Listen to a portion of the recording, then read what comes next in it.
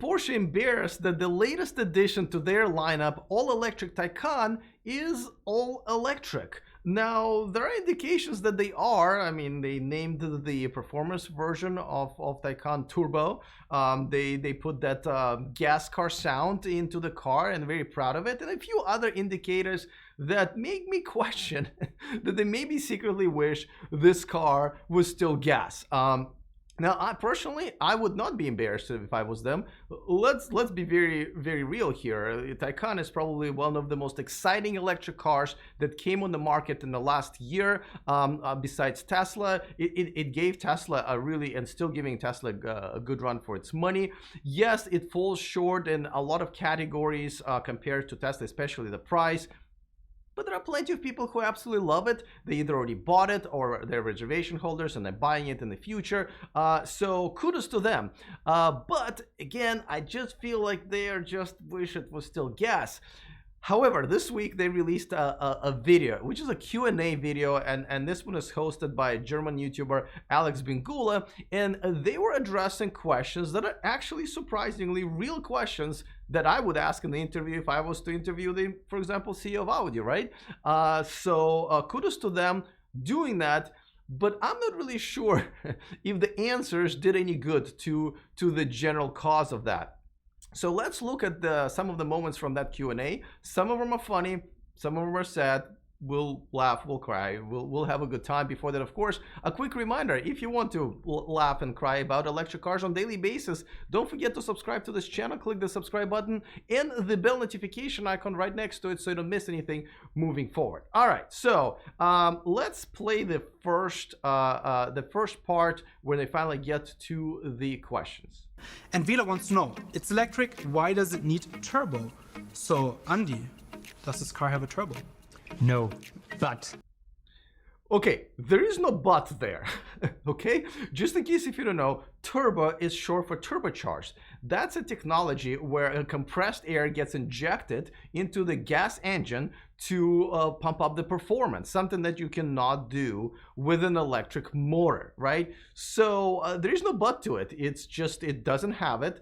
And I personally don't think there's a good reason for it. However, let's play the answer. I do think that they have a decent point there, but you be the judge. Turbo means much more to us. Actually, it's a promise. It's a promise about performance, about driving dynamics, about acceleration, about top speed.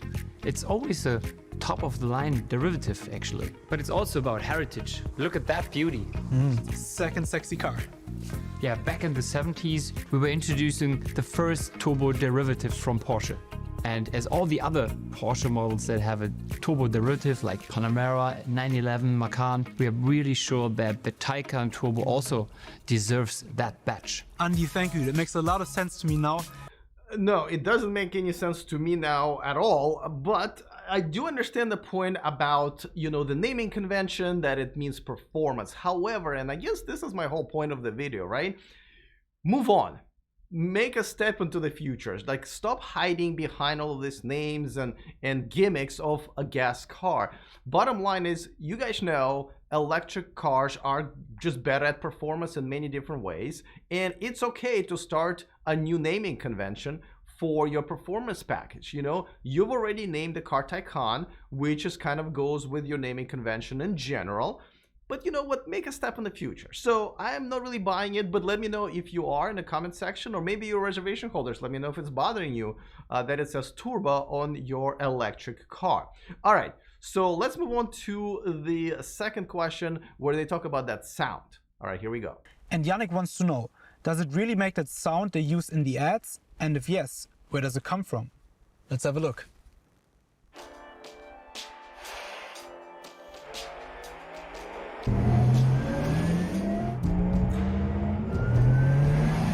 So Andy, does it really make that sound? Okay, so you know, I've already had this issue with Audi e-tron GT commercials that they put, you know, added in the commercial. I think it's an Avengers movie that also had the sound added. You know, again, this is a gimmick to appeal to people who are used or love driving gas cars, which I guess nothing wrong with that, liking that. But at the same time, listen, one of the most amazing things when you drive an electric car is how quiet it is, right? Now, if you are really taking off really fast, or if you're driving very fast, you know, the noise from the wind and the tires still make a lot of noise, right? As a matter of fact, most of the noise is from that.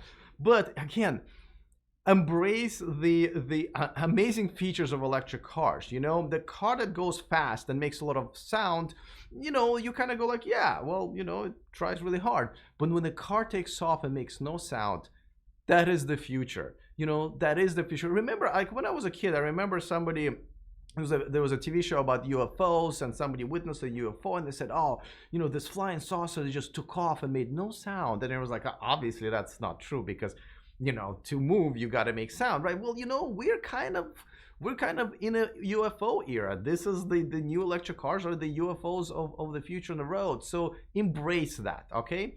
All right. So what is the answer to that question? Before we go to the answer, of course, a quick reminder that this video and this channel is sponsored by Byton. Check out their all-electric SUV that also makes no sound, called M-Byte, coming to the US, coming to Europe. Takes absolutely no money to make a reservation, about a minute of your time. So tens of thousands of people reserve one. I invite you to click on the link in the description of this video so you can reserve your Byton today. I cannot wait for mine. But let's move on to the answer to the question about this whole gas-sounding electric car. Where's that clip? Here we go. Does it really make that sound? Absolutely. I would say in reality, it's even cooler. We spend a lot of time with the engineers to come up with that Porsche electric sports sound. We want to have it first authentic. Then it should be futuristic. And then it should give you as a driver feedback on what the car is really doing. Okay, so, this is why I actually take some issue with it. Authentic and futuristic. First of all, it's not authentic if you have to make it up, right? The authentic sound of an electric motor is, ready? That. The silence, okay? If you have to amplify it through the speakers, it's not authentic. Secondly, it's definitely not futuristic. I mean, I just mentioned that the future is silent, okay? It is very much the Industrial Revolution where everything needs to make a lot of noise, all right? So I don't like that answer at all. It's neither authentic nor futuristic. Stop it. All right, now there's more. There's some interesting parts coming up. Now they're addressing the price. And again, kudos to them for addressing these issues head on. I think they can handle it a little better, but here we go. Which of my body parts do I need to sell to get this car?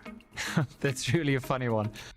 Okay, it is a funny one now. None of us were laughing when we found out originally that the price of Taycan was literally, like, I remember reporting on what the estimated price was going to be, and everyone was like probably around 79 or so to match the Tesla Model S. You know, the performance probably not going to be as good, and the fact that it went, you know, beyond 200,000, everybody just completely. But I know people are buying it. There will be some people buying it, but nevertheless, the price is obviously an issue. Okay, but you're not going to believe the answer that they gave. Here we go. To be honest, I'm not sure if that's compliant to pay the car with one of your body parts. Probably not, but let's pretend it was. Definitely not the ears, because you want to hear the electric sports sound, Yeah, right? for sure. Not the hands, you need them for driving and you want to feel the car. But you don't need to shift. I would go for the left leg. Oh my God. Did anybody run this by a PR department, really? This Porsche, why would you even joke about this to give me a visual of me not having both of my legs in order to drive this car? I know it's all joke, but don't, okay? Now I feel like I need my left leg to kick someone in the butt there in your PR department who even like let this be. Okay, but now let's go on to the real answer. Here we go. Joking aside, if he really wants to drive the new Taycan, he can book a Porsche driving experience. Okay, so that's not what he meant. Obviously, he didn't mean to just do a test drive, but to actually keep the car. But nevertheless, now I thought, BS. I bet if I called a Porsche dealership here in Sacramento, they would be like either no, we don't have one, are you crazy, or we want to sell it, we don't know what it is, how do you spell it, or it's like, hey dude, I'm gonna just like put a deposit down then.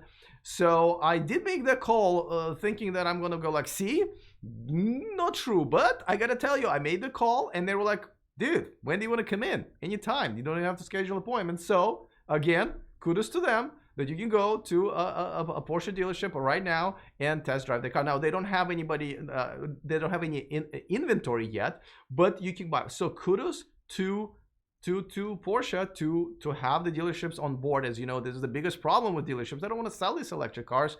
So great job, Porsche.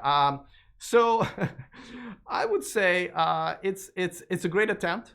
I'm looking forward. It looks like it's going to be the series of question and answer videos like this.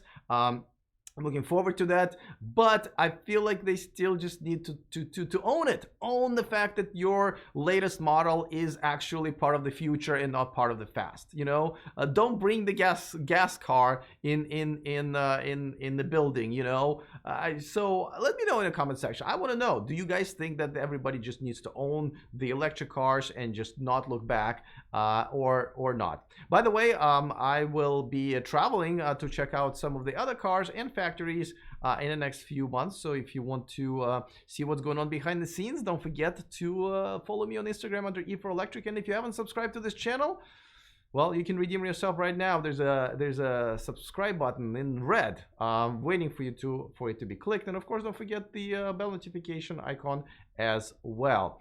All right, looking forward to your comments. Other than that, I will see you guys next time. And remember to stay charged.